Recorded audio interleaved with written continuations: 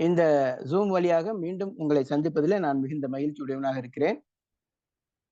போன வாரத்திலே நாம் பரிசுத்த ஆவியானவரை பற்றியதான சத்தியங்களை 3 காரியங்களை போன வாரத்திலே நாம் படித்தோம். பரிசுத்த ஆவியானவர் நமக்கு கொடுக்கப்பட்டிருக்கிற பரிசுத்த ஆவியானவர் முத்திரையாக நமக்கு கொடுக்கப்பட்டிருக்கிறார் என்பதை குறித்து பார்த்தோம். முத்திரை என்று சொல்லும் பொழுது நாம் அவருக்கு சொந்தமானவர்கள் என்பதை அது காட்டுகிறது. இரண்டாவதாக பரிசுத்த ஆவியானவர் அச்சாரமாக இருக்கிறார் என்பதை குறித்து பார்த்தோம். பரிசுத்த ஆவியின் அச்சாரம் என்பது நாம் அவருக்கு அவர் நம்முடைய நமக்கு மீட்பின் உத்தரவாதத்தை தருகிறார் என்பதை குறித்து நாம் பார்க்கிறோம். நாம் அவருக்கு சொந்தமானவர்களாக இருப்பதனாலே நிச்சயமாக நாம் மீட்கப்படுவோம் என்கிற அந்த மீட்பின் உத்தரவாதத்தை அது காட்டக்கூடியதாக இருக்கிறது. மூன்றாவதாக அபிஷேகத்தை குறித்து பார்த்தோம். அபிஷேகம் என்று சொல்லும் பொழுது பிரித்தெடுக்கப்பட்டு நாம் பரிசுத்தமாக்கப்பட்டிருக்கிறோம். அதாவது தேவனால் பிரித்தெடுக்கப்பட்டவர்களாக கிறிஸ்துவுக்குள் நாம் உயர் பதவிகளை அடைந்திருக்கிறோம் என்பதை குறித்து பார்த்தோம். இந்த 3 காரியங்களையும் நாம் போன வாரத்தில் பார்த்தோம். இதெல்லாம் ரட்சிக்கப்படும் பொழுதே நமக்கு கிடைக்கக்கூடியதாக இருக்கிறது. குறிப்பாக அபிஷேகம் என்ற வார்த்தை கிறிஸ்துவுக்குள் நாம் பெற்றிருக்கக்கூடிய அபிஷேகமாக இருக்கிறதே ஒழிய தனிப்பட்ட நிலைமையில் அல்ல. மற்றபடி ஒவ்வொரு விசுவாசிகளும் முத்திரிக்கப்பட்டு அபிஷேகம் பண்ணப்பட்டு அச்சாரமாக பரிசுத்த ஆவியானவரை நாம் பெற்றிருக்கிறோம். இன்றைக்கு 4வது காரியமாக பரிசுத்த ஆவியானவரின் ஞானஸ்நானம் சம்பந்தமான காரியங்களை நாம் படிக்க இருக்கிறோம். பரிசுத்த ஆவியானவரின் ஞானஸ்நானம் என்று சொல்லும் பொழுது புதிய ஏற்பாட்டிலே 7 வசனங்கள் அதற்காக அது சம்பந்தமாக இருக்கிறது. பரிசுத்த ஆவியின் ஞானஸ்நானம் என்கிற விஷயத்தை சொல்வதற்கு முன்னதாக ஞானஸ்நானம் என்கிற விஷயத்தை குறித்து நான் உங்களோடு சில காரியங்களை சொல்ல இருக்கிறேன். ஞானஸ்நானம் என்று சொல்லும் பொழுது 7 வகையான ஞானஸ்நானத்தை குறித்து வேதத்திலே நாம் பார்க்கிறோம். அதாவது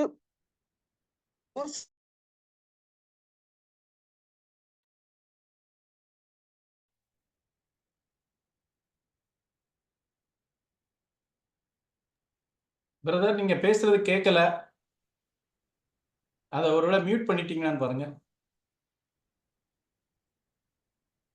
இப்ப கேக்குதாங்க? இப்ப கேக்குது. இடையில ஒரு கால் வந்துருச்சு, அதனால இது கட்டாயி வருது.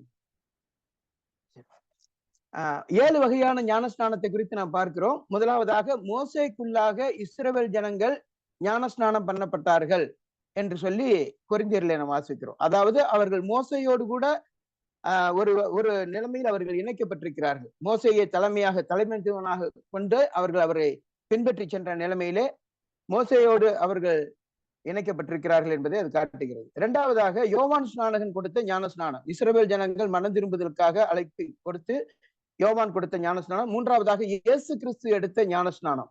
நான்காவதாக இயேசு கிறிஸ்துவின் பாடுகளாகிய ஸ்நானம். நான் முழுக வேண்டிய ஒரு ஸ்நானம் உண்டு, அது நிறைவேறும் அளவும் எவ்வளவோ நெருக்கப்படுகிறேன் என்று சொல்கிறார். ஐந்தாவதாக விசுவாசிகளின் ஸ்நானம். அதாவது விசுவாசிகள் ரட்சிக்கப்படும் பொழுது அவர்கள் பாவத்துக்கு மரித்தவர்களாக கிறிஸ்துவுக்குள் எழுந்தவர்களாக எண்ணப்படுகிற பிதாவாகிய தேவனுடைய அந்த செயல், அது கிறிஸ்துவிலே நாம் கிறிஸ்துவோடு இணைக்கப்படுகிற இணைப்பை காட்டக்கூடியதாக இருக்கிறது. ஆறாவதாக ஆவியின் ஸ்நானம். ஏழாவதாக அக்கினி ஸ்நானம். இந்த 7 வகையான ஸ்நானத்தை குறித்து பார்க்கிறோம். ஞான ஸ்நானம் என்று சொன்னால் பலரும் சொல்லுகிற ஒரு வார்த்தை இருக்கிறது, ஒரு பொருள் இருக்கிறது. என்ன சொல்வார்கள் என்று சொன்னால், ஞானம் வந்த பிறகு எடுக்கும் ஸ்நானம் ஞான ஸ்நானம் என்று சொல்வார்கள். கேட்பதற்கு வேண்டுமானால் இது நன்றாக இருக்கலாம். ஆனால் ஞான ஸ்நானம் என்பதற்கு சொல்லப்பட்டுள்ள கிரேக்க வார்த்தை பேப்டிஷோ. அந்த வார்த்தையினுடைய சொல் இம்மர்ஷ், அதாவது முழுகுதல், அமிழ்த்துதல். இமர்ஷன், முழுக்குதல், அமிழ்த்துதல் என்றுதான் பொருளாகும். ஆகவே எதற்குள்ளாக நாம் உள்ளாக்கப்படுகிறோமோ அதை பொறுத்து அந்த ஸ்நானம் என்ற வார்த்தைக்கு அங்காங்கே பொருள் வேறுபடும். நான் ஏற்கனவே சொன்னது போல மோசேக்குள்ளாக ஞான ஸ்நானம் பெற்றார்கள் என்று சொல்லி பார்க்கிறோம். ஞான ஸ்நானம் என்ற வார்த்தையானது முழுகுதல் அல்லது உள்ளாக்குதல் என்கிற காரியத்தை நமக்கு கற்றுக் கொடுக்கக்கூடியதாக இருக்கிறது. அதை நாம் முதலாவது தெரிந்து கொள்ள வேண்டும். ஒரு கப்பல் முழுகி போன ஒரு கப்பலை குறித்து சொல்லும் பொழுது இந்த வார்த்தை பயன்படுத்தப்படும். அது ஏற்கனவே தண்ணீருக்குள்ளாக முற்றிலுமாக முழுகி போனதாக இருக்கிறது. நம்ம ஊர்களிலே பயன்படுத்தக்கூடிய அடிக்கடி நாம் செய்யக்கூடிய ஒரு காரியம், முந்தின நாட்களிலே நாம் வெள்ளை துணிகளுக்கு நீல நிற சாயத்திலே முக்கி எடுப்போம். அது கொஞ்சம் பிரைட்னஸ் கிடைக்கிறதுக்காக. அப்ப அது செய்யும்போது என்ன செய்வோம்னா, அந்த துணியை முழுவதுமாக அந்த தண்ணீருக்குள்ளாக முழுக்கி எடுப்போம். எங்க கரூர்ல சாயப்பட்டறை இருக்குது. அந்த சாயப்பட்டறையில டையிங் ஒர்க் நடக்கும். அப்ப அதுல வந்து அந்த நூலை சாயமிடும் பொழுது முழுவதுமாக அதுக்குள்ளாக முக்கி வைத்திருப்பார்கள். அதுபோல முற்றிலுமாக தண்ணீருக்குள் மூழ்க வைப்பதுதான் ஞான ஸ்நானத்தினுடைய அர்த்தம். அதே போல அக்கினி ஸ்நானம் என்று சொல்வது, அவிசுவாசிகள் அக்கினி கடலில் மூழ்கடிக்கப்படுவார்கள் அல்லது அக்கினி கடலில் தள்ளப்படுவார்கள் என்பதைத்தான் அக்கினி ஸ்நானம் என்ற வார்த்தை குறிக்கிறது. ஆனால் இன்றைக்கு அது தவறாக விசுவாசிகளுக்காக அநேக பெந்தகோஸ்த சபையார் அதை பயன்படுத்தி கொண்டு அக்கினி இறக்கும் என்றெல்லாம் சொல்லுவார்கள். இதெல்லாம் தவறான உபதேசம் என்பதற்காகத்தான் நாம் இன்றைக்கு இந்த காரியங்களை படிக்கிறோம். 7 வகையான ஞானஸ்நானத்தை குறித்து சொல்லி இருக்கிறது. அதுல 6வதாக சொல்லப்பட்டுள்ள ஆவியின் ஸ்நானத்தை குறித்து தான் நாம் இன்றைக்கு படிக்க இருக்கிறோம். இந்த ஆவியின் ஸ்நானத்தை குறித்து புதிய ஏற்பாட்டிலே 7 வசனங்கள் இடம்பெற்றிருக்கிறது. 7 வசனங்கள் என்று சொல்லும் பொழுது முதலாவதாக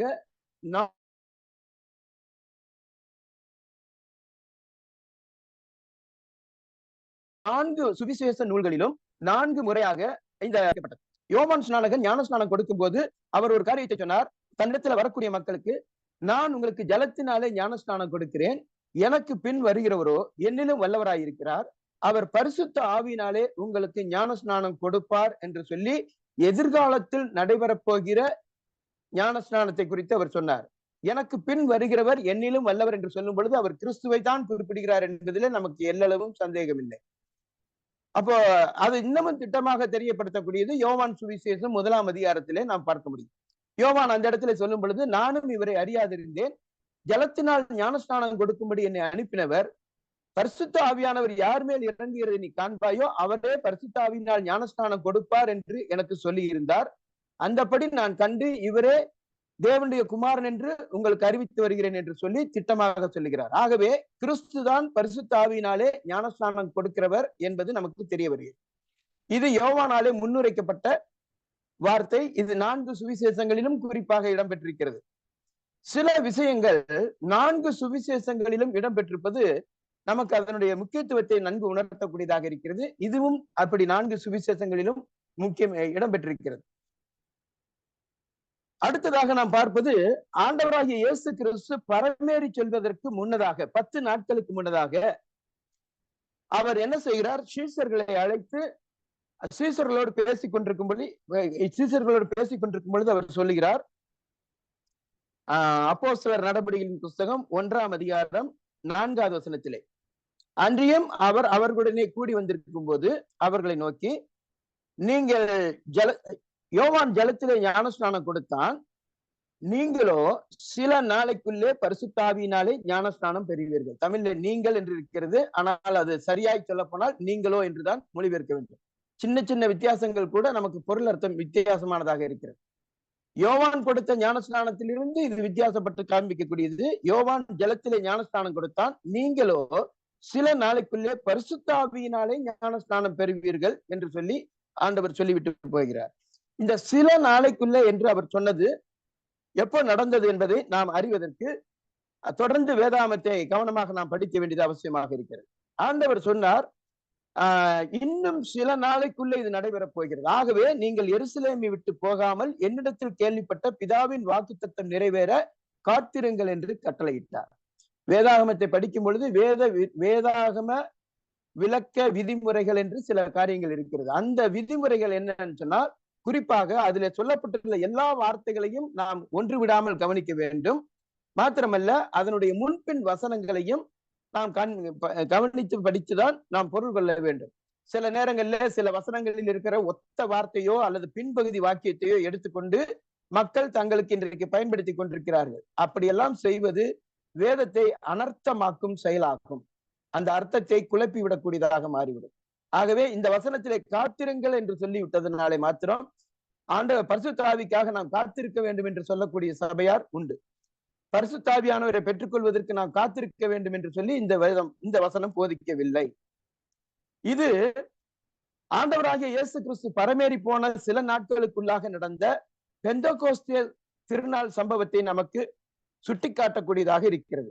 அது எப்படி நாம் அறிந்து கொள்ள முடியும்? பெந்தகோஸ்தே என்னும் நாள் வந்த பொழுது அவர்கள் எல்லாரும் ஒரு இடத்தில் கூடியிருந்த நேரத்திலே பரிசுத்த ஆவியானவர் இறங்கி வந்தார் என்று சொல்லி நாம் பார்க்கிறோம். அன்றைக்கு பரிசுத்த ஆவியானவர் இறங்கி வந்த பொழுது எல்லாரும் பல பாஷைகளிலே பேசினார்கள். அப்படி பல பாஷைகளிலே அவர்கள் பேசும் பொழுது அங்கு கூடி வந்திருந்த ஜனங்கள் எல்லாரும் இவர்கள் மதுவினால் நிறைந்திருக்கிறார்களோ என்று பரியாசம் பண்ணின நேரத்தில் பேதுரு எழுந்து ஒரு காரியத்தை அவர்கள் மத்தியிலே பகிர்ந்து கொள்கிறார். என்ன என்று சொன்னால், இது யோவேல் தீர்க்கதரிசியின் மூலமாக முன்னுரைக்கப்பட்ட தீர்க்க தரிசனத்தின் நிறைவேறுதல் என்று சொல்லி திட்டமாக அவர் சொல்லுகிறார். கடைசி நாட்களில் மாம்சமான யாவர் மேலும் என் ஆவியை ஊற்றுவேன், அப்பொழுது உங்கள் குமாரரும் உங்கள் குமாரத்திகளும் தீர்க்க தரிசனம் சொல்லுவார்கள், உங்கள் வாலிபர் தரிசனங்களை அடைவார்கள், உங்கள் மூப்பர் சொப்பனங்களை காண்பார்கள் என்று சொல்லி யோவேல் தீர்க்க தரிசனால் முன்னுரைக்கப்பட்ட தீர்க்க தரிசனத்தை யோவேல் 2ஆம் அதிகாரம் 28 முதல் 32 வரையிலான வசனங்களை பேதுரு அப்போஸ்தலன் இங்கே மேற்கோள் காட்டி பேசுகிறார்.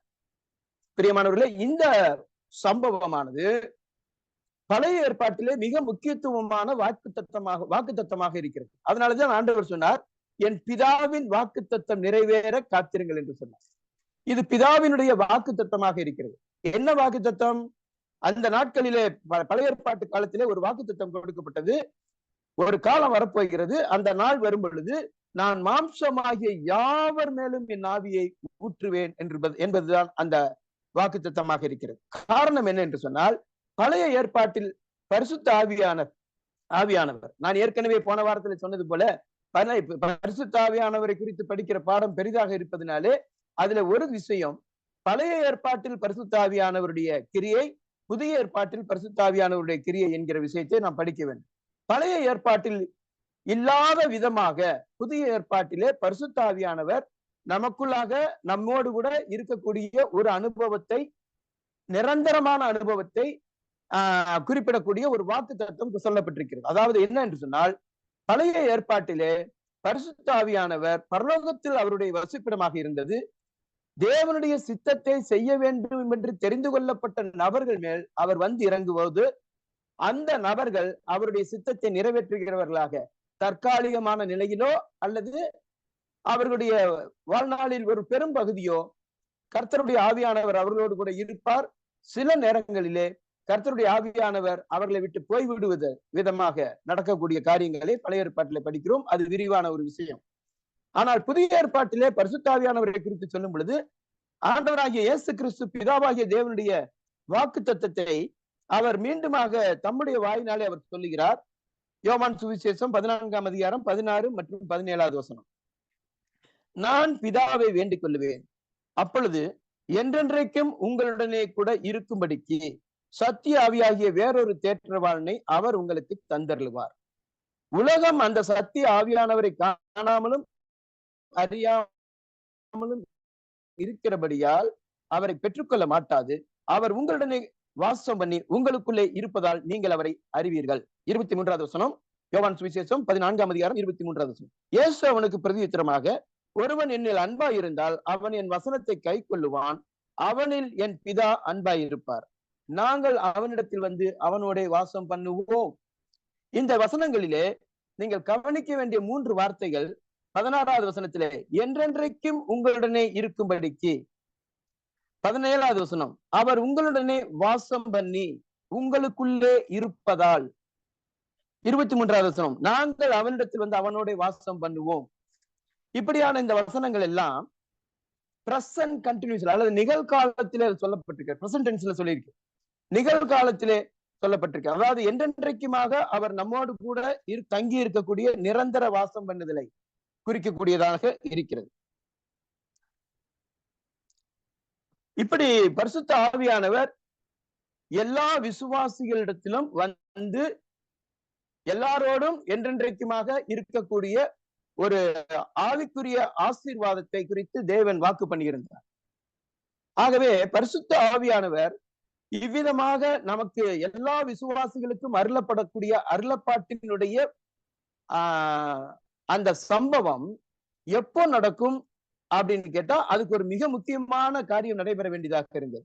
அதாவது என்னன்னு சொன்னாக்க, ஆண்டவராகிய இயேசு கிறிஸ்து இந்த பூமிக்கு மனிதனாக வந்த பின்பு நம்முடைய பாவங்களுக்காக, உலகத்தின் பாவங்களுக்காக சிலுவையில் அடிக்கப்பட்டு மரித்து அடக்கம் பண்ணப்பட்டு 3ஆம் நாள் உயிர் தெழுந்து அவர் பரமேறி சென்ற பின்புதான் இந்த வாக்குத்தத்தம் நிறைவேறக்கூடியதாக இருக்கிறது. இதை குறித்து ஆண்டவர் சொல்லுகிறார், யோவான் சுவிசேஷம் 16ஆம் அதிகாரம் 7வது வசனம்.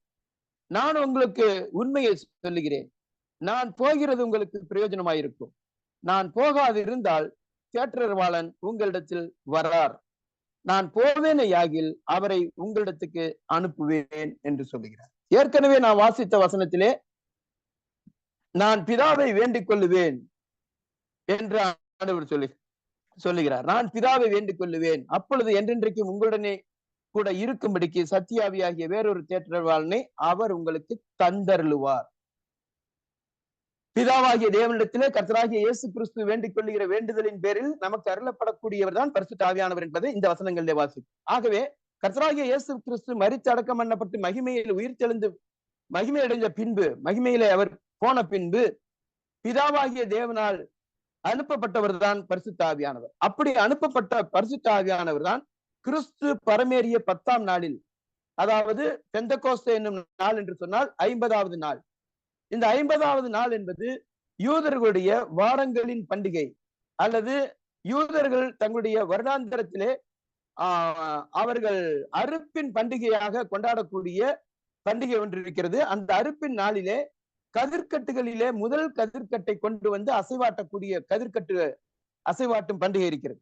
அந்த கதிர்கட்டை, முதலாவது கதிர்கட்டை அசைவாட்டும் நாளில் இருந்து எண்ண துவங்கி 7 ஓய்வு நாட்களை எண்ணி 7ஆம் ஓய்வு நாளுக்கு மறுநாளிலே 50வது நாளிலே 2 புதிய போஜன பலிகளை கொண்டு வர வேண்டும் என்று சொல்லி அந்த பண்டிகை குறித்து சொல்லி இருக்கிறது. அது பழைய ஏற்பாட்டிலே வாரங்களின் பண்டிகை என்றும், புதிய ஏற்பாட்டிலே கிரேக்க மொழியிலே 50வது நாளில் இது கொண்டாடப்படுவதனாலே பெந்தெகோஸ்தே என்ற வார்த்தையினாலே 50வது நாள் என்ற வார்த்தையினுடைய பொருள், அந்த பெந்தெகோஸ்தே என்ற வார்த்தையினுடைய பொருள் 50வது நாள் என்ற அர்த்தமாகும். ஆகவே 50வது நாளிலே பரிசுத்த ஆவியானவர் இறங்கி வந்தார். ஆகவே இந்த கதிர்கட்டை அசைவாட்டுதல் என்பது கிறிஸ்துவனுடைய உயிர்த்தெழுதலை காண்பிக்கிறதாக இருக்கிறது. அதிலிருந்து 50வது நாள் தான் சரியாக இந்த பெந்தெகோஸ்தே நாள் வருகிறது. ஆகவே ஆண்டவராகிய இயேசு கிறிஸ்து 40 நாள் அளவும் அவர்களுடனே இருந்து 40ஆம் நாளிலே பரமேறினார்.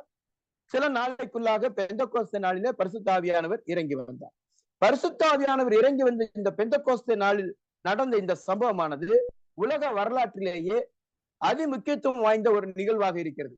ஆண்டவராகிய இயேசு கிறிஸ்துவனுடைய மரணம் எப்படி சரித்திர பூர்வமாக இவ்வுலகத்தினுடைய அனைத்து மக்களுடைய பாவ நிவாரணத்துக்காக ஒரே தரம் நடந்த சம்பவமோ, அதுபோல இந்த பெந்தெகோஸ்தே பண்டிகையின் சம்பவம் முக்கியத்துவம் வாய்ந்ததாக இருக்கிறது. என்ன அப்படிப்பட்ட முக்கியத்துவம் என்பதை நாம் தொடர்ச்சியாக வாசிக்கக்கூடிய அடுத்த வசனங்களிலிருந்து நாம் அறிய முடியும்.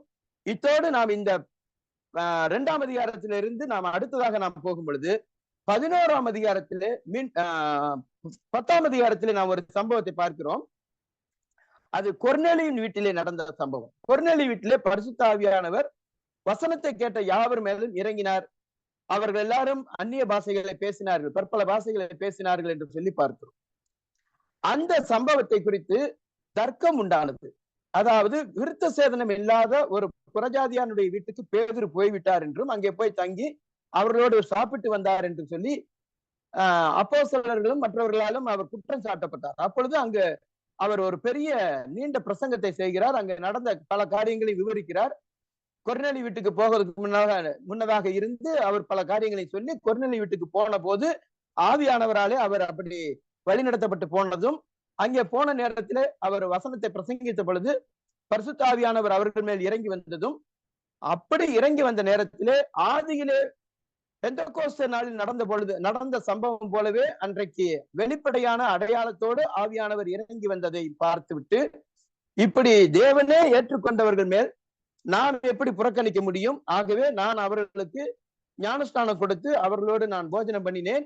இதை முன்னதாகவே கர்த்தர் எனக்கு ஒரு தரிசனத்தின் மூலமாக வெளிப்படுத்தினார் என்பதையெல்லாம் விளக்கமாக சொல்லுகிறார். இதையெல்லாம் கேட்டுவிட்டு மற்றவர்கள் எல்லாரும் அதை சந்தோஷமாக ஏற்றுக்கொள்கிறார்கள். இப்படியானால் தேவன் புறஜாதிகளுக்கும் மனம் திரும்புதலை அருளி செய்தார் என்று சொல்லி தேவனை அவர்கள் மகிமைப்படுத்தினார்கள் என்று சொல்லி பார்க்கிறோம். ஆகவே இதிலிருந்து ஒரு காரியம் தெரிகிறது.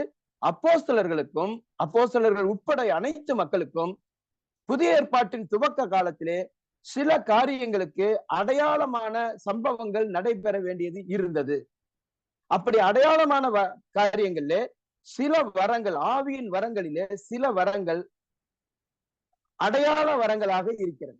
அந்த அடையாள வரங்களிலே ஒன்றுதான் குறிப்பாக முக்கியத்துவம் வாய்ந்த ஒரு அடையாள வரம் அந்நிய பாஷை.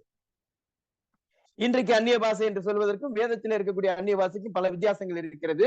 வேதத்திலே 4 சம்பவங்களிலே ரட்சிக்கப்பட்டவர்கள் மேல் பரிசுத்தாவியானவர் அடையாளத்தோடு வரக்கூடிய சம்பவத்தை நாம் பார்க்க முடியும். அப்போஸ்தலர் நடவடிக்கைகளின் புஸ்தகம் 2, 8, 10, 19 2ஆம் அதிகாரத்திலே ஏற்கனவே ரட்சிக்கப்பட்டிருந்த ஆண்டவராகிய இயேசு கிறிஸ்துவினுடைய சீடர்கள் மேல். அடுத்ததாக 8ஆம் அதிகாரத்திலே சமாரியர்கள், ரட்சிக்கப்பட்ட சமாரியர்களிடத்திலே அவர்கள் ரட்சிக்கப்பட்டிருந்தார்கள். ஆனால் பரிசுத்தாவியை பெறாமல் இருக்கிறதை கண்டு எருசலேமில் இருந்து அனுப்பப்பட்ட அப்போஸ்தலர்கள் அவர்கள் மேல் ஜெபம் பண்ணி கைகளை வைத்த பொழுது அவர்களுக்கு பரிசுத்தாவியானவர் அருளப்பட்டார். அப்பொழுது அங்கே அடையாளமான காரியம் நடந்தது என்ன என்பது சொல்லப்படவில்லை. ஆனால் திட்டமாக நாம் அறிய முடியும். அவர்கள் ஏற்கனவே அறிந்திருக்கிற பிரகாரமாக வெளிப்படையான நிலைமையிலே ஆவியானவர் அருளப்பட்டதற்கான அடையாளம் கண்டிப்பாக அவர்கள் அந்நிய பாஷை பேசியிருக்க கூடும். ஏனென்றால் அதுக்கு பின்னும் முன்னும் இருக்கக்கூடியதை வைத்து நான் உறுதியாக சொல்கிறேன். அடுத்ததாக 10ஆம் அதிகாரத்திலே கொர்நேலியுடைய வீட்டிலே நடந்த சம்பவத்தை பார்க்கிறோம். அங்கேயும் பரிசுத்தாவியானவர் அருளப்பட்டதற்கு அடையாளமாக பல பாஷைகள் அவர்கள் பேசினார்கள். அதை கண்டுதான் பேதுரு உறுதிப்படுத்திக் கொண்டார். ஆதியிலே அவர் நம்மேல் இறங்கினது போலவே அவர்கள் மேலும் இறங்கினார். ஆக இந்த இடத்திலும் கூட வெளிப்படையான அடையாளமாக இந்த பாஷைகளை பேசுவதை பார்க்கிறோம். 19ஆம் அதிகாரத்திலே நீண்ட பல வருடங்களுக்கு பிறகு அப்போஸ்தலனாகிய பவுல் தன்னுடைய மிஷனரி பயணத்தின் போது எபேசுவுக்கு போகிறார். அவர் எபேசுவுக்கு போகும்போது அங்கே சில சீசர்களை பார்க்கிறார். அவர்கள் எல்லாரும் மற்ற ஜனங்களில் இருந்து வேறுபட்டவர்களாக ஒழுக்க வாழ்க்கை வாழ்கிறதை பார்த்துவிட்டு அவர்கள் கிறிஸ்தவர்களாக இருக்கக்கூடுமா என்பதை உறுதிப்படுத்திக் கொள்வதற்காக அவரிடத்தில் அவர் பேசுகிறார். அப்பொழுது நீங்கள் விசுவாசிகளான போது பரிசுத்தாவியை பெற்றீர்களா என்று சொல்லி அங்கே கேட்கிறார். நாங்கள் பரிசுத்தாவி உண்டு என்பதை நாங்கள் கேள்விப்படவில்லை என்று அவர்கள் சொல்லுகிறார். அதனுடைய அர்த்தம் என்ன என்று சொன்னால், பரிசுத்தாவியானவர்னு ஒருத்தர் இருக்கிறாரு அப்படிங்கிறது எங்களுக்கு தெரியாது, அப்படி அர்த்தம் அல்ல. பரிசுத்தாவியானவர் அருளப்பட்ட விஷயம் அவர்களுக்கு தெரியாது. ஏனென்று கேட்டால், இவர்கள் தூர தேசத்திலிருந்து எருசலேமுக்கு வந்து யோவானாலே ஞானஸ்நானம் பெற்றிருந்த யோவானுடைய சீஷர்கள். அவர்கள் ஞானஸ்நானம் பெற்றதற்கும் இயேசு கிறிஸ்துவனுடைய மரணம் அடக்கம் உயிர்த்தெழுதல் சம்பவத்துக்கும் பவுலுடைய மனம் திரும்புதலும் பிறகு பவுல் மிஷனரி பயணமாக போனதுக்கு இடையிலே பல வருடங்கள் கடந்து விட்டது. அப்படி யோவானாலே இவர்கள் திருமுழுக்கு பெற்றவர்கள். இவர்கள் யோவான் கொடுத்த ஞானஸ்நானத்தை பெற்றவர்களாக இருந்தார்கள். அப்ப பவுல் கேட்கிறார், நீங்க எந்த ஞானஸ்நானம் பெற்றீர்கள்? பரிசுத்தாவி உண்டு என்பதை கேள்விப்படவில்லை என்று சொன்ன உடனே கேட்கிறார், அப்படியானால் நீங்கள் எந்த ஞானஸ்நானம் பெற்றீர்கள்? அவர்கள் சொல்லுகிறார்கள், நாங்கள் யோவான் கொடுத்த ஞானஸ்நானத்தை பெற்றோம்.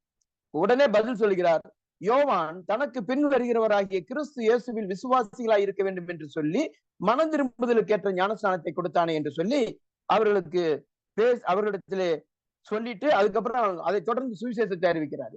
என்ன என்று கேட்டால், யோவான் தனக்கு பின் வருகிறவராகிய கிறிஸ்துவை பற்றி சொன்னாரே, அந்த கிறிஸ்து வந்தாயிற்று, அவர் மரித்து அடக்கம் பண்ணப்பட்டார், நம்முடைய பாவங்களுக்காக அவர் பாவ பரிகார பலியானார், அவர் மரித்து அடக்கம் பண்ணப்பட்டு உயிர் தெழுந்து பரம்பேறி போயிருக்கிறார். யோவான் சொன்னது போல, நான் ஜலத்தினால் உங்களுக்கு ஞானஸ்நானம் கொடுக்கிறேன், எனக்கு பின்வருகிற ஒரு பரிசுத்தாவினால் ஞானஸ்நானம் கொடுப்பார் என்று சொன்னது போல அந்த பரிசுத்தாவியானவருடைய வருகையும் நடந்தாயிற்று. அப்படியே நீங்கள் கிறிஸ்து இயேசுவிலே விசுவாசிகளாகும் பொழுது பரிசுத்தாவியை பெற்றுக்கொள்ள முடியும் என்று சொல்லி அவர்களிடத்திலே சுவிசேஷத்தை பகிர்ந்து கொண்டதோடு அவர்களுக்கு ஞானஸ்நானமும் கொடுக்கிறார். இங்க ஒரு காரியம் கவனிக்க வேண்டும். சுவிசேஷத்தை கேட்டு விசுவாசியாத மக்கள் அவர்கள் ஞானஸ்நானம் பெற்றிருந்தால் அந்த ஞானஸ்நானம் ரட்சிப்புக்கு ஏற்றதான ஞானஸ்நானமோ அல்லது சுவிசேஷத்துக்கு ஏற்ற சுவிசேஷத்தின்படியான ஞானஸ்நானமோ அல்ல.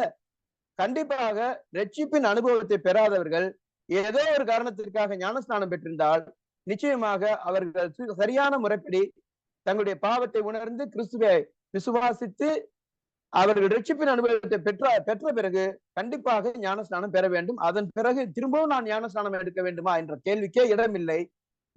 ரட்சிக்கப்பட்ட பிறகு எடுக்கிறதுக்கு பேர் தான் ஞானஸ்நானம். சரி, இந்த விஷயத்துக்கு வருகிறேன். அதன் பிறகு அவர்கள் மேல் அவர்கள் கை வைத்து ஜெபிக்கிறார். அப்பொழுது அவர்கள் அந்நிய பாஷைகளை பேசி தீர்க்க தரிசனம் சொன்னார்கள் என்று சொல்லி பார்க்கிறோம். இங்கேயும் ஒரு அடையாளத்தோடு கூடிய சம்பவத்தை பார்க்கிறோம். இந்த 4 கூட்டத்தாரும் ஆவிக்குரிய நிலைமையிலே வெவ்வேறு வகையாக ஒருவரால் ஒருவர் அங்கீகரிக்கப்படக்கூடாத நிலைமையில இருந்த மக்கள்.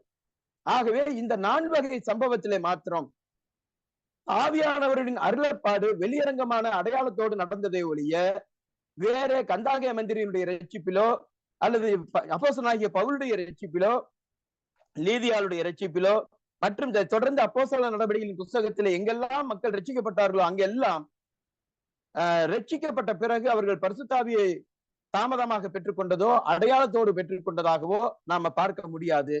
இந்த 4 இடங்களுக்கும் ஒரு காரணம் இருக்கிறது. இந்த 4 இடங்களிலும் ஒருவரால் ஒருவர் அங்கீகரிக்கப்பட்டு தேவன் அவர்களை எல்லாம் ஒன்றிணைத்திருக்கிறார் என்பதை அறிந்து கொள்வதற்கான ஒரு அடையாள சம்பவமாக இது நடந்தது. அது அல்லாமல் அதை வைத்துக் கொண்டு இன்றைக்கு எந்த உபதேசத்தையும் செய்வதற்கில்லை. அப்படியானால் இப்பொழுது என்ன நடக்கிறது என்று கேட்டால், ரட்சிக்கப்படுகிற நேரத்தில் தானே விசுவாசிகளாக ஆகும் பொழுது நாம் பரிசுத்தாவியை பெற்றுக் கொள்கிறோம். அதைத்தான் நாம் கடந்த வாரத்திலே பார்த்தோம். எபேசியர் 1:13 படி நாம் ரட்சிக்கப்படும் பொழுது பரிசுத்தாவியானவரை நாம் பெற்றுக் கொள்கிறோம். இந்த பரிசுத்தாவியானவரை நாம் பெற்றுக்கொண்ட காரியத்திலே முத்திரை, அச்சாரம், அபிஷேகம் என்ற போது போல 4வதாக ஞானஸ்நானம் என்ற விஷயத்தை குறித்து நாம் படிக்கிறோம். இந்த ஞானஸ்நானத்தை குறித்து நாம் படிக்கிற விஷயத்திலே 6 வசனங்கள் இதுவரைக்கும் பார்த்திருக்கிறோம். யோவான் சொன்ன 4 வசனங்கள் 4 சுவிசேஷத்தில் இருக்கிறது. 5வதாக ஆண்டவராகிய இயேசு கிறிஸ்து சில நாளைக்குள்ளே நீங்கள் பரிசுத்தாவியினாலே ஞானஸ்நானம் பெறுவீர்கள் என்று சொன்னார். 6வதாக பெந்தெகோஸ்தே சம்பவத்தை நினைவு கூர்ந்து கொர்நேலியு வீட்டு காரியத்தை விவரிக்கிறதை நாம் பார்க்கிறோம். அங்கேயும் பரிசுத்தாவின் ஞானஸ்நானத்தை குறித்து குறிப்பிடப்பட்டிருக்கிறது. இது ஆண்டவர் இயேசு கிறிஸ்து அவர்களோடு சொன்னதை நான் நினைவு கூர்ந்தேன் என்றுதான் சொல்லுகிறேன். அடுத்ததாக 7வதான வசனம் மிக முக்கியமான பகுதி. அதுதான் நாம் பார்க்கிறோம் 1 கொரிந்தியர் 12ஆம் அதிகாரம் 13வது வசனம். 1 கொரிந்தியர் 12ஆம் அதிகாரம் 13வது வசனத்திலே ஆவியின் ஞானஸ்நானம் பற்றியதான 7வது வசனம் இதுதான். 7வது வசனம் மட்டுமல்ல, இந்த வசனம் மற்ற வசனங்களிலிருந்து வேறுபட்டதாகவும் இருக்கிறது. என்ன என்று பார்ப்போம்.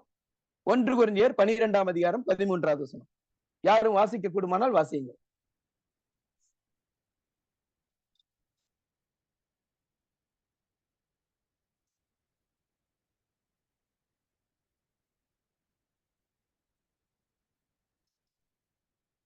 நாம் யூதராயினும் கிரேக்கராயினும் அடிமைகளாயினும் சுயாதீனராயினும் எல்லாரும் ஒரே ஆவியினாலே ஒரே சரீரத்திற்குள்ளாக ஞானஸ்நானம் பண்ணப்பட்டு எல்லாரும் ஒரே ஆவிக்குள்ளாகவே தாகந்தீர்க்கப்பட்டோம்.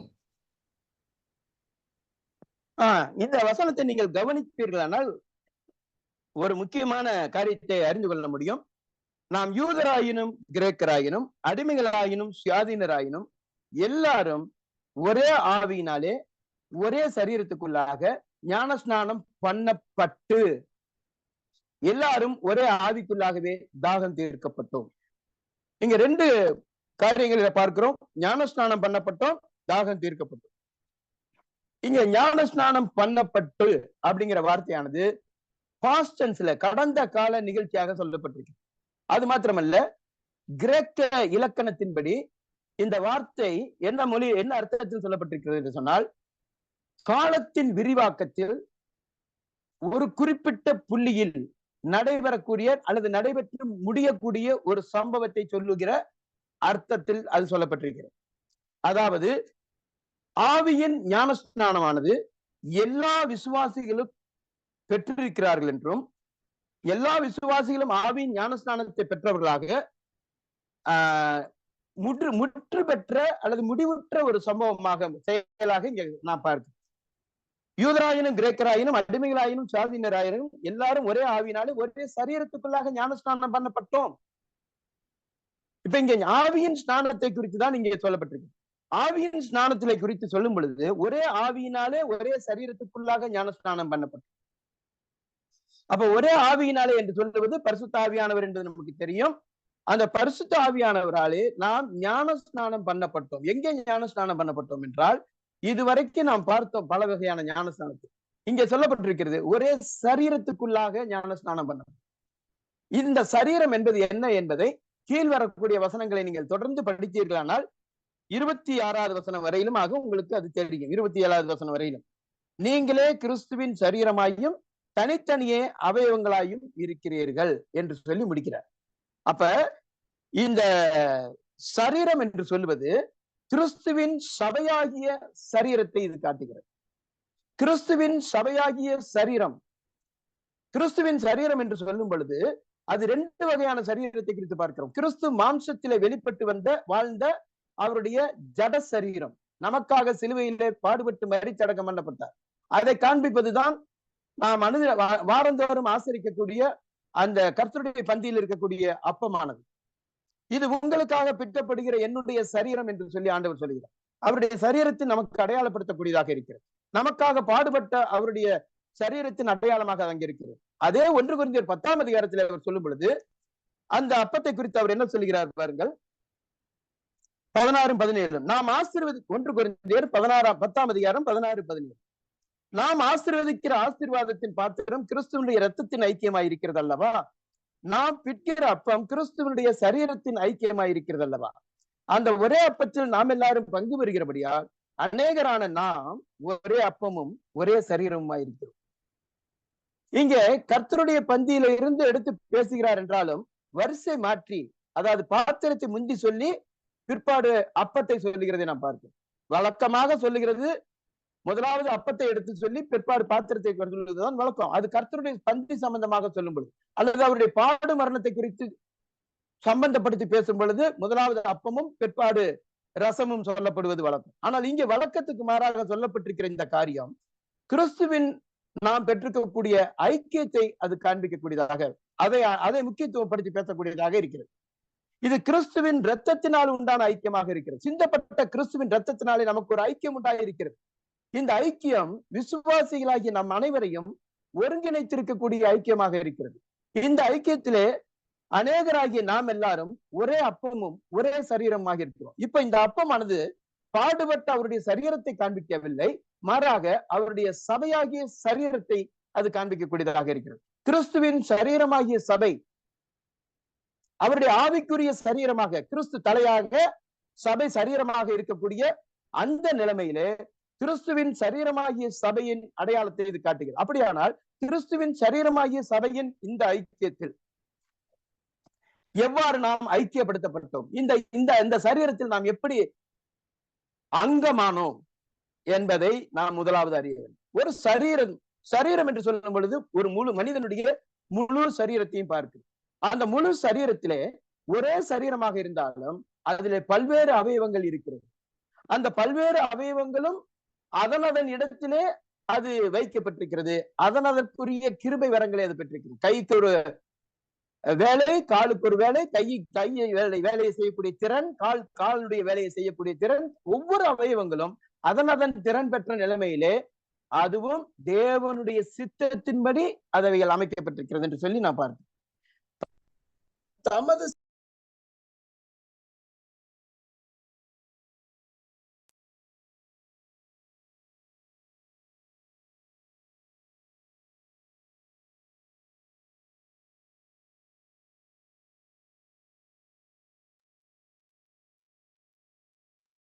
கேட்கல கேட்கல. இப்ப கேக்குதுங்களா? இப்ப கேக்குது. அது இந்த ஒரு கால் வந்துருது இடையில, அதனால கட் ஆயிருது. அதான் கால் வரும்போது. ஆமா. 1 கொரிந்தியர் 12ஆம் அதிகாரம் 18வது வசனம். தேவன் தமது சித்தத்தின்படி அவயவங்கள் ஒவ்வொன்றையும் சரீரத்திலே வைத்தார். இப்ப நம்முடைய சரீரத்தில் இருக்கிற ஒவ்வொரு அவயவங்களும் அவருடைய சித்தத்தின்படி நமக்கு வைக்கப்பட்டிருக்கிறது. அது அழகாக நேர்த்தியாக இந்த சரீரத்தை அமைத்திருக்கிறார். இந்த சரீரம் இப்படிதான் இருக்கணுங்கிறத நம்மல்ல, அவர் திட்டமிட்டிருக்கிறார். அது போல ஆவிக்குரிய நிலைமையிலும் கூட சபையாகிய சரீரத்துல நாம் எல்லாரும் ஒவ்வொரு அவயவங்களாக இருக்கிறோம். அதுல நம்ம எல்லாருக்கும் ஒரு கிருபை வரங்களை தேவன் தந்து அந்த சரீரத்திலே ஒரு அங்கமாக நம்ம இணைத்திருக்கிறார். இப்படி எல்லா அங்கங்களும் ஒன்று சேர்ந்த ஒரு முழு சரீரமாக சபை இருக்கிறது. இப்படி அங்கங்கள் எல்லாம் ஒன்று சேராவிட்டால் வெட்டப்பட்ட தனித்தனி அவயவங்களுக்கெல்லாம் என்ன செயல்பட முடியும்? உயிருள்ள சரீரமாக இருக்க முடியாது. அப்படி உயிருள்ள சரீரமாக நாம் செயல்படுவதற்கு ஏதுவாக இந்த சரீரமாகிய சபை உருவான நாள் தான் கிறிஸ்துவின் சபையாகிய சரீரம், அல்லது கிறிஸ்துவின் சரீரமாகிய சபை உருவான தினம்தான் பெந்தெகோஸ்தே நாள். ஆவியின் ஸ்நானம் என்று சொல்லி படித்தாலும் ஆவியின் ஸ்நானத்தினாலே நடப்பது என்ன? முத்திரை குறித்து படித்தோம், அச்சாரத்தை குறித்து படித்தோம், அபிஷேகத்தை குறித்து படித்தோம். ஆவியின் ஸ்நானம் நமக்கு சொல்லக்கூடியது என்னன்னு சொன்னால், கிறிஸ்து இயேசுவினாலே பரிசுத்த ஆவிக்குள்ளாக விசுவாசிகளாகி நாம் எல்லாரும் கிறிஸ்துவின் சரீரத்திலே ஒருங்கிணைக்கப்படுகிறோம். இது நம்ம இப்படி கிறிஸ்துவின் சரீரமாகிய சபையாக ஒரே அமைப்பாக ஒரு சரீரமாக நம்மை இப்படி இணைக்கக்கூடியது பரிசுத்த ஆவியானவர். அதாவது விசுவாசிகளாகிய அனைவருக்குள்ளும் அவர் தங்கி இருக்கிறார், அனைவரோடும் இருக்கிறார். நாம் எல்லாரையும் ஒரு அன்பிலும் ஐக்கியத்திலும் கொண்டு வந்து நம்மை ஒன்றிணைத்து வைத்திருக்கிறார். பிரிக்க முடியாத நிலைமையிலே இணைக்கப்பட்டிருக்கக்கூடிய இந்த சரீரத்தின் தோற்றம் உருவான நாள் தான் பெந்தெகோஸ்தே தினம். சபை, சுருக்கத்தில் சொல்ல போனால் சபை பரிசுத்த ஆவியின் ஞானஸ்நானத்தினாலே உருவாகிறது. அது உருவான நாள் பெந்தெகோஸ்தே தினம். பரிசுத்த ஆவியின் ஞானஸ்நானம் வரலாற்றிலே ஒரே முறையாக நிகழ்ந்தது. அது திரும்பவும் நடைபெறாது. ஆனால் ஒரு பாவி மனம் திரும்பும் பொழுது, சிலுவையில் சிந்தப்பட்ட கிறிஸ்துவின் ரத்தத்தில் விசுவாசம் வைக்கும் பொழுது எப்படி அவன் பாவ மன்னிப்பை பெற்றுக் கொள்கிறானோ, வரலாற்று சம்பவமாகிய கிறிஸ்துவின் பலிமரணத்திலே ஒரே முறையாக நடந்த அந்த சம்பவத்திலே அவனுக்கு இரட்சிப்பின் பலாபலன்கள் வந்து சேருகிறதோ, அதே வண்ணமாக ரட்சிக்கப்படுகிற நேரத்தில் தானே அந்த விசுவாசி ஏற்கனவே இருக்கக்கூடிய சரீரமாகிய சபையில் ரட்சிக்கப்படுகிறவர்களை கர்த்தர் அனுதினமும் சபையில சேர்த்து கொண்டு வந்தார். அந்த சபை என்பது உள்ளூர் சபை அல்ல, ரட்சிக்கப்பட்டவர்களின் கூட்டம். அவன் உள்ளூர் சபையிலே தண்ணீரில் ஞானஸ்தானம் பெற்ற பிறகு ஐக்கியத்தில் வெளிப்படையாக சேர்த்துக் கொள்ளப்படும் முன்னமே ரட்சிக்கப்பட்ட சனப்பொழுதிலே கர்த்தர் இந்த சபையிலே அவளை சேர்க்கிறார். அதுதான் ஆவியின் ஸ்நானம். இதுல எல்லா விசுவாசிகளும், ரட்சிக்கப்பட்ட அனைத்து விசுவாசிகளும் அந்த சரீரத்தில் அவயவங்களாக இருக்கிறார்கள், இணைக்கப்பட்டிருக்கிறார்கள். ஏற்கனவே நடைபெற்ற பரிசுத்த ஆவியின் ஞானஸ்நானத்துக்குள்ளாக இந்த சபை உருவாக்கப்பட்டிருக்கிறது. அந்த சபையின் அங்கமாக அவர்கள் ஆக்கப்படுகிறார்கள். இங்க நான் பார்க்கிற காரியம், ஒரே சரீரத்துக்குள்ளாக ஞானஸ்நானம் பண்ணப்பட்டு என்று சொல்லிப்பாரு. நான் ஞானஸ்நானம் பண்ணப்பட்டு என்பது நடைபெற்று முடிந்த ஒரு இறுதியான சம்பவமாக இருக்கிறது, அல்லது அது முற்று பெற்ற ஒரு காரியமாக இருக்கிறது. திரும்பவும் நடைபெறாது. இன்னொரு விதத்தில் சொல்ல போனால், ஆசரிப்பு கூடாரத்தில், பழைய ஏற்பாட்டில் ஆசரிப்பு கூடாரத்தில் 48 பலகைகள் ஒன்றிணைக்கப்பட்டிருந்தது. மேலும் கீழுமாக 2 கலந்துகளாலே அது இணைக்கப்பட்டது.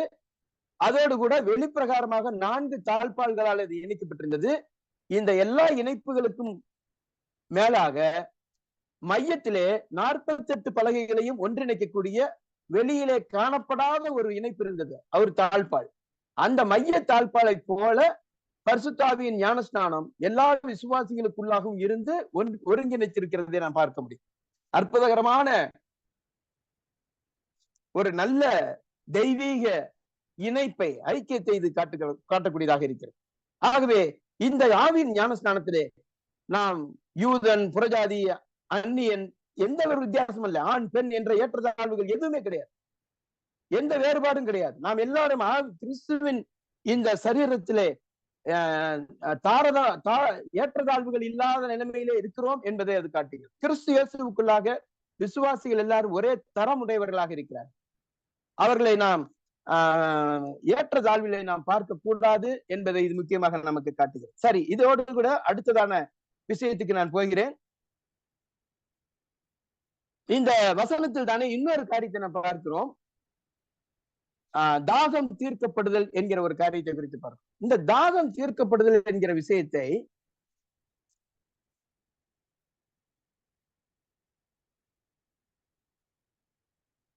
ஆறாவதாக நான் சொல்லி இருக்கிறேன். ஐந்தாவதாக நான் சொல்லுவது உள்வாசம், பரிசுத்த ஆவியானவருடைய உள்வாசத்தை குறித்து நான் பார்க்கிறோம். இப்ப இதுவரைக்கும் நம்ம படிச்ச பாடத்திலேயே சுருக்கமாகவே அது சொல்லிவிட்டால் போதுமானது. அதாவது ரட்சிக்கப்படுகிற நேரத்தில் தானே நமக்குள்ளாக பரிசுத்த ஆவியானவர் வந்து விடுகிறார். எபேசியர் 1:13 நாம் மீண்டுமாக நினைவு கூறுவோம். நீங்களும் உங்கள் ரட்சிப்பின் சுவிசேஷமாகிய சத்திய வசனத்தை கேட்டு விசுவாசிகளான போது வாக்குத்தத்தம் பண்ணப்பட்ட பரிசுத்த ஆவியால் அவருக்குள் முத்திரை போடப்பட்டீர்கள்.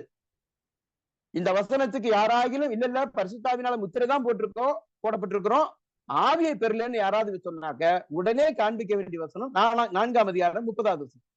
அன்றியும் நீங்கள் மீட்கப்படும் நாளுக்கு என்று முத்திரையாக பெற்ற தேவனுடைய பரிசுத்த ஆவியை துக்கப்படுத்தாதீர்கள். அங்க முத்திரையாக பெற்ற பரிசுத்த ஆவி என்று சொல்லும் பொழுது முத்திரை என்பது பரிசுத்த ஆவியானவரைத்தான் காட்டுகிறது என்பது திட்டமாக தெரிகிறது. இதே விதமாகத்தான் வெவ்வேறு காரியங்கள், வார்த்தைகளையும் பார்த்தோம். முத்திரை, அச்சாரம், அபிஷேகம், ஞானஸ்நானம் என்ற எல்லா வார்த்தைகளுமே ஆவியானவரை நாம் பெற்றிருப்பதைத்தான் காட்டுகிறது. ஆகவே ஆவியானவர் நமக்குள்ளாக வாசம் பண்ணுகிறவராக இருக்கிறார். நான் ஏற்கனவே சொன்னது போல மறுபடியும் அந்த வசனத்துல தான் இதுக்கு சொல்ல முடியும். யோவான் சுவிசேஷம் 14ஆம் அதிகாரம் 16, 17 அந்த வசனங்களிலே அவர் என்றென்றைக்குமாக நம்மோடு கூட வாசம் பண்ணுவார் என்று சொல்லி பார்க்கிறோம். பழைய ஏற்பாட்டிலே போல வந்தும் போவதுமான நிலையில் அல்ல. பழைய ஏற்பாட்டிலே ஒரு மனிதனை தேவன் தெரிந்து கொள்ளும் பொழுது, ஒரு வேலைக்காக வரும் பொழுது அவன் மேல் வந்து இறங்குவார். அவன் அந்த வேலையை செய்வான். அந்த வேலையை செய்கிற நேரத்திலே அவன் தேவனுக்கு பிரியமில்லாதவனாக போய்விட்டால் ஆவியானவர் அவனை விட்டு போய்விடுவார். அவனோடு கூட இருக்க மாட்டார். அவன் பரிசுத்தாவியானவருக்கு இஷ்டமில்லாத காரியத்தை செய்யும் பொழுது அல்லது தேவ சித்தத்தை நிறைவேற்றாத பொழுது ஆவியானவர் அவனை விட்டு போய்விடுவார் என்று சொல்லி பார்க்கிறோம். சிம்சோனுடைய வாழ்க்கையில நான் பார்க்கிறோம். சிம்சோன் மேலே பரிசுத்தாவியானவர் வந்து இறங்கினார். சவுல் மேலே பரிசுத்தாவியானவர் வந்து இறங்கினார். ஆனால் அவர்கள் மேல இருந்து பரிசுத்தாவியானவர் அவர்களை விட்டு போய்விட்டார் என்று சொல்லி பார்க்கிறோம். ஆனால் பழைய ஏற்பாட்டிலும் சில விசுவாசிகளுடைய வாழ்க்கையில நிரந்தரமாக இருந்ததையும் கூட நான் பார்க்க முடியும். அது ஒரு சில விசுவாசிகளோடு மட்டும்தான். அது எல்லா விசுவாசிகளோடும் எல்லா காலத்திலும் நிரந்தரமாக தங்கி இருந்தது கிடையாது. அது மாத்திரமல்ல, பெந்தெகோஸ்தே நாளில் நடந்த இன்னொரு சம்பவம், பரிசுத்த ஆவியானவர் தம்முடைய இருப்பிடமாகிய வசிப்பிடம், அதாவது பரலோகத்தை விட்டு அவர் இந்த பூமிக்கு வந்தார் என்பதை நாம் பார்க்கிறோம். தேவன் ஆவியா இருக்கிறார், அவர் எங்கும் நிறைந்திருக்கிறார் என்பதெல்லாம் நாம் அறிந்திருக்கிறோம். என்றாலும் பிரத்யேகமான அவருடைய வசிப்பிடம் என்பதை வேதத்திலே நாம் பார்க்கிறோம். நாம் வேதத்துல படிக்கிற வசனத்திலே நம்முடைய தேவன் எங்கே என்று புறஜாதிகள் சொல்வாங்க. நம்முடைய தேவன் பரலோகத்தில் இருக்கிறார். அப்ப பரலோகத்தில் இருக்கிறார் என்று குறிப்பிட்டு சொல்வதற்கான காரணம் என்ன? பரலோகம் அவருடைய வசிப்பிடம். அவர் எங்கும் நிறைந்திருக்கிறார். வானத்திலும் பூமியிலும் பூமியிலும் அவர் நிரப்புகிறவராக இருக்கிறார். என்றாலும் அவரை குறித்து சொல்லும் பொழுது அவருடைய இருப்பிடம் பரலோகம் என்று சொல்லப்பட்டிருக்கிறது. ஆண்டவராகிய இயேசு கிறிஸ்து இந்த பூமிக்கு வந்த பொழுது சொல்கிறார், பரலோகத்தில் இருக்கிறவரும் பரலோகத்திலிருந்து இறங்கினவருமாகிய மனுஷகுமாரனை அல்லாமல் பரலோகத்துக்கு ஏறினவன் ஒருவனும் இல்லை என்று சொல்கிறார். ஆகவே பரலோகத்தில் இருந்து அவர் இறங்கி வந்தவர் என்று சொல்லி பார்க்கிறோம். அதே வண்ணமாக பரிசுத்த ஆவியானவர் ஆண்டவராகிய இயேசு கிறிஸ்து பரமேறி போகும்போது சொன்னார், நான் போவேனே ஆகிறது தேற்றவாளனை உங்களிடத்துக்கு அனுப்புவேன் என்று சொன்னார். எப்படி அனுப்புவேன்? என்றென்றைக்குமாக நிரந்தரமாக தங்கி இருக்கும்படி அனுப்புவேன். அப்படி வந்த ஆவியானவர் இந்த உலகத்திலே எங்கே இருக்கிறார் என்று கேட்டால் விசுவாசிகளுக்குள்ளாக அவர் தங்கி இருக்கிறார். இந்த உலகத்திலே அல்ல, இந்த உலகத்திலே என்று சொன்னால் பொதுவாக அவர் இந்த பூமியில வந்து இந்த பூமியில ஏதோ ஒரு இடத்துல அவர் வந்து வாழ்ந்துட்டு இருக்கிறாருன்னு. அவர் எங்கே இந்த உலகத்துல வந்தவர் எங்கே இருக்கிறார் என்று கேட்டால் யோவான் சுவிசேஷம் 16ஆம் அதிகாரம்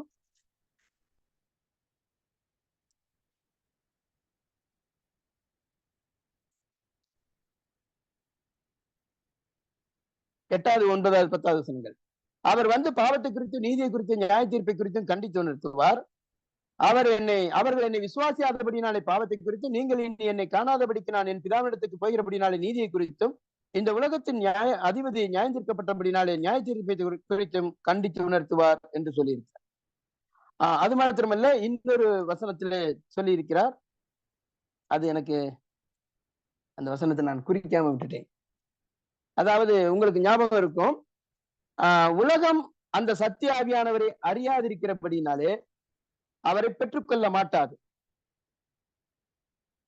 நீங்கள் அவரை அறிந்திருக்கிறபடினாலே அவரை பெற்றுக்கொள்வீர்கள் என்று சொல்லி ஆண்டவர் சொல்லுகிறார்.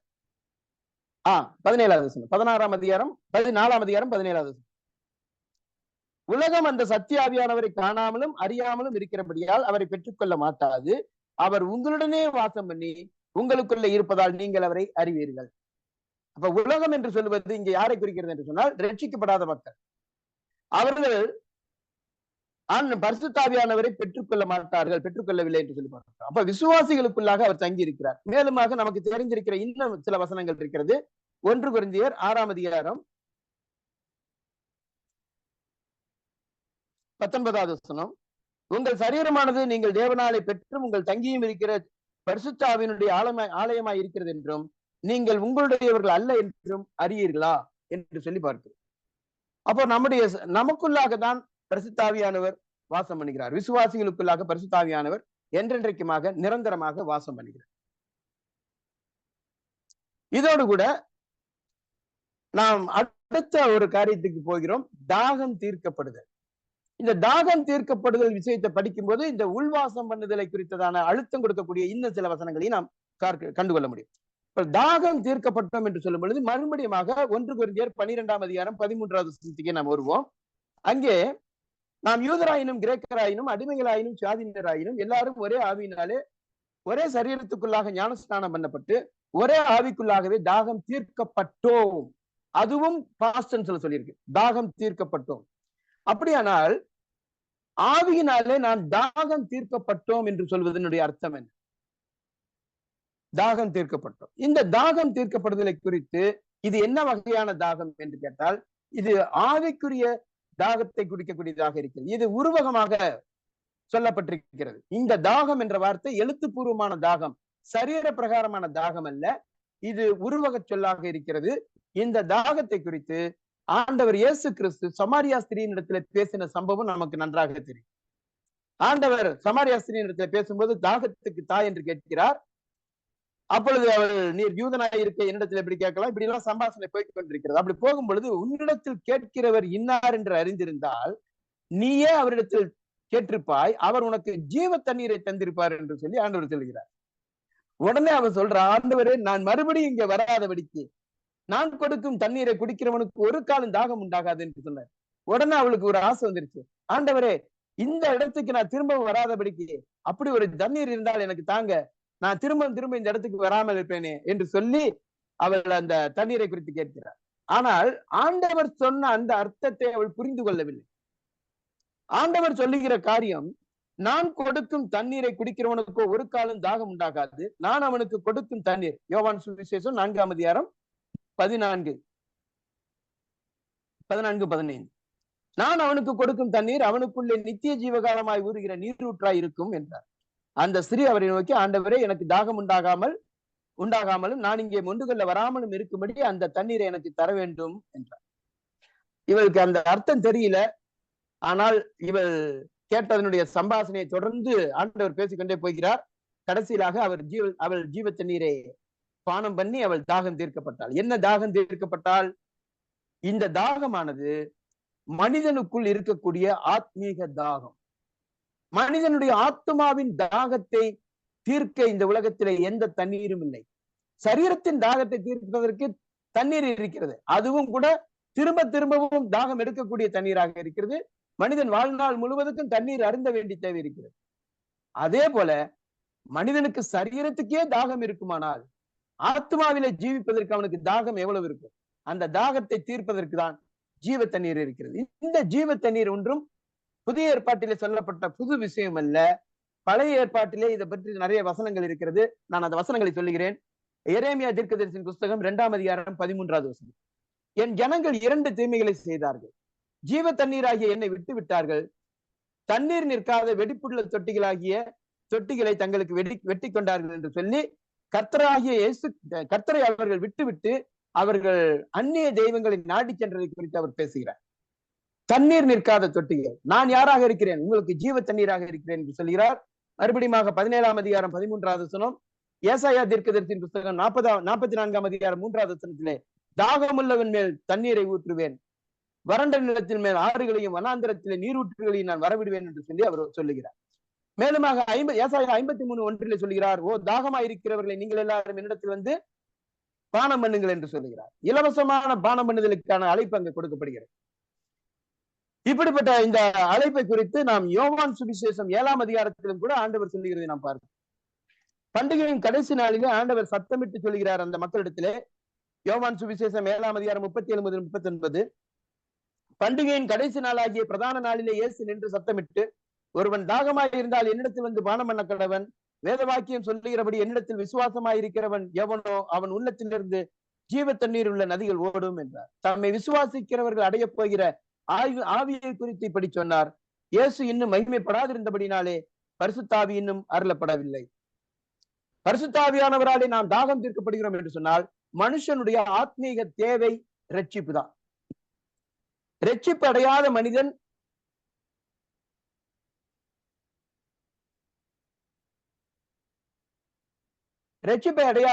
ரட்சிப்புக்காக ஏங்கி தவிக்கிறான். அந்த ரட்சிப்பை தரக்கூடியவர் கர்த்தராகிய இயேசு கிறிஸ்து. அந்த ரட்சிப்பிலே நம்முடைய தாகத்தை தீர்த்து வைக்கிறது, ரட்சிப்பிலே நிறைவை தரக்கூடியது, மன நிறைவை தரக்கூடியது பரிசுத்த ஆவியானவருடைய செயலாக இருக்கிறது. ஆகவே பரிசுத்த ஆவியானவர் நம்முடைய தாகத்தை தீர்த்து வைக்கிறவராக இருக்கிறார். ஆண்டவராகிய இயேசு கிறிஸ்துவினாலே இந்த தண்ணீர் கொடுக்கப்படுகிறது. அவர் மூலமாக நமக்கு ரட்சிப்பின் அந்த தேவை நிவர்த்தியாக்கப்படுகிறது. ஆகவே அதுதான் தாகம் தீர்க்கப்படுதல் என்பதாக சொல்லப்பட்டிருக்கிறது. கடைசியாக நிறைவு, ஆவியின் நிறைவு குறித்து பார்க்கிறோம். இது பெரிய விஷயம் என்று சொன்னாலும் இதை சுருக்கத்திலே நான் சொல்ல போகிறேன். சுருக்கத்திலே அதை சொல்ல முடியும்.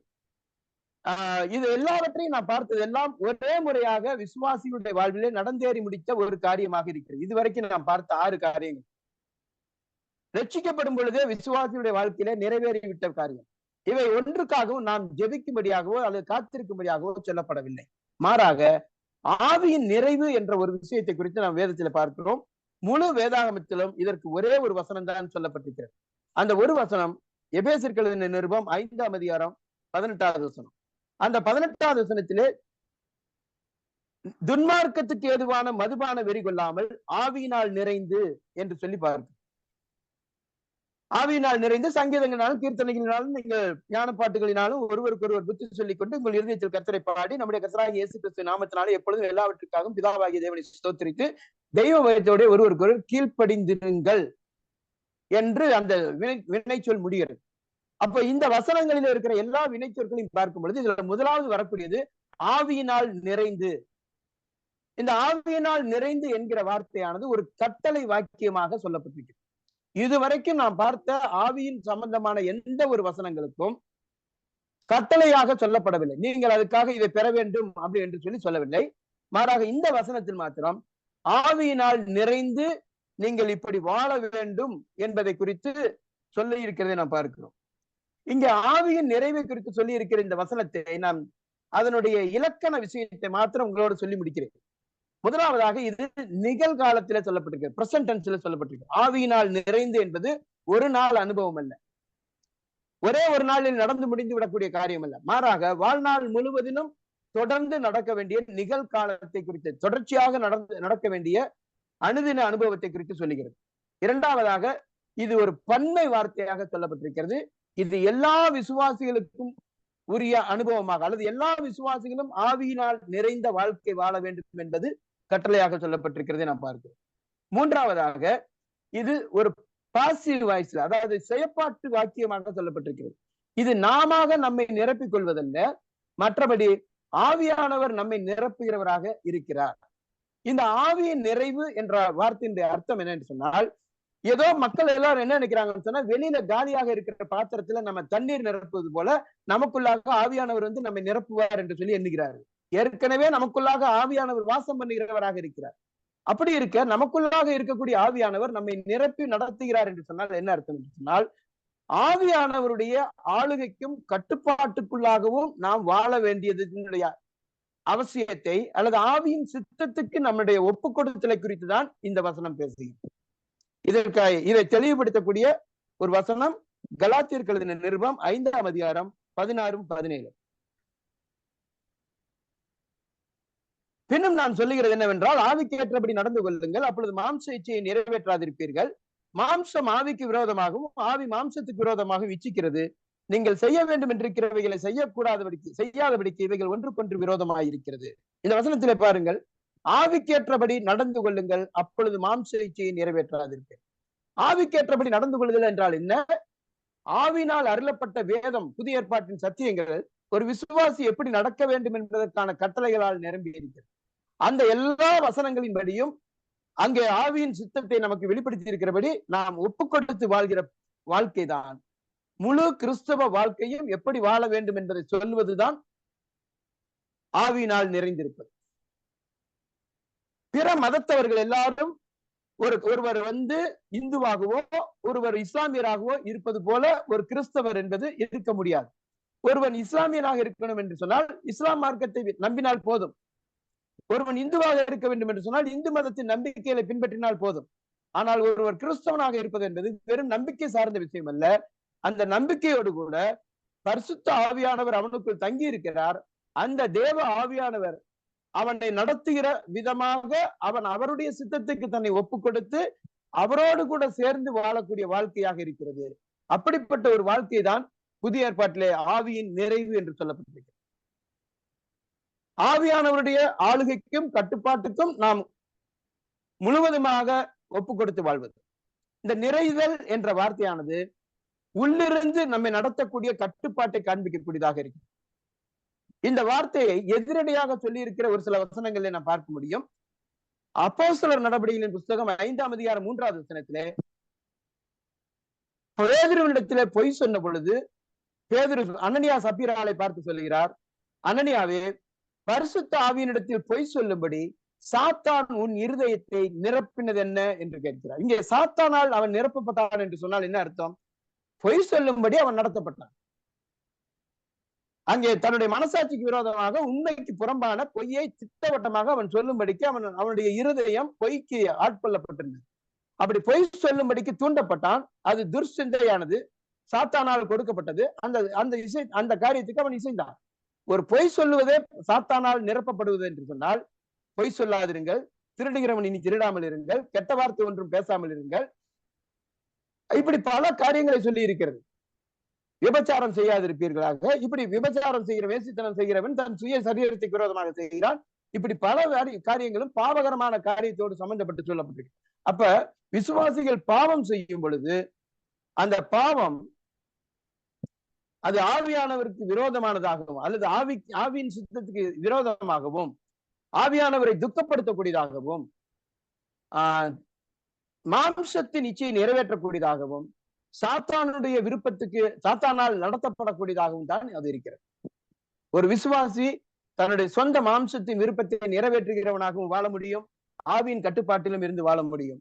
ஆனால் ஆவியின் சித்தத்தின்படி நாம் வாழ வேண்டும் என்பதையே வேதம் இந்த பகுதியிலே கட்டளையிட்டு சொல்லுகிறது. இந்த ஒரு வாக்கியம் தான் ஆவியானவரின் தொடர்பிலே விசுவாசியினுடைய வாழ்க்கைக்கு கட்டளை கொடுக்கப்பட்டிருக்கிறது. எல்லா விசுவாசிகளும் தொடர்ச்சியாக பரிசுத்த ஆவியானவரின் கட்டுப்பாட்டின் கீழ் இருக்க வேண்டியது அவசியம் என்று இந்த வேத பகுதி கூறுகிறது. இதுதான் இதனுடைய முடிவுரை. மறுபடியும் சொல்கிறேன், எல்லா விசுவாசிகளும் தொடர்ச்சியாக பரிசுத்த ஆவியானவரின் கட்டுப்பாட்டின் கீழ் இருக்க வேண்டியது அவசியம். அதற்கு தங்களை ஒப்புக் கொடுத்து வாழ வேண்டும் என்பதை நம்முடைய ஒப்படைப்பு, நம்முடைய கடமையை குறித்து இந்த பகுதி சொல்லுகிறது. நிரப்புகிறது ஆவியானவராக இருந்தாலும் அதிலே நம்முடைய வேலை, நம்முடைய கடமைப்பாடு, நம்முடைய பொறுப்பு இருக்கிறது. ஆகவே ஆவியானவர் நம்மை நிரப்புகிறார். அதனாலதான் அது செயற்பாட்டு வாக்கியமாக சொல்லப்பட்டிருக்கிறது. என்றாலும் நம்முடைய கடமைப்பாடு இருக்கிறது. இவ்விதமாக ஆவியானவரின் தொடர்பில் 7 காரியங்களை நாம் படிச்சிருக்கிறோம். இதிலே உங்களுக்கு ஓரளவில் எல்லாம் தெளிவு பெற்றிருப்பீர்கள் என்று நான் நம்புகிறேன். கர்த்தருடைய நாமத்தினாலே உங்களுக்கு நான் என்னுடைய நன்றிகளை தெரிவித்துக் கொள்கிறேன். கர்த்தருடைய நாமம் மகிமைப்படுவதாக.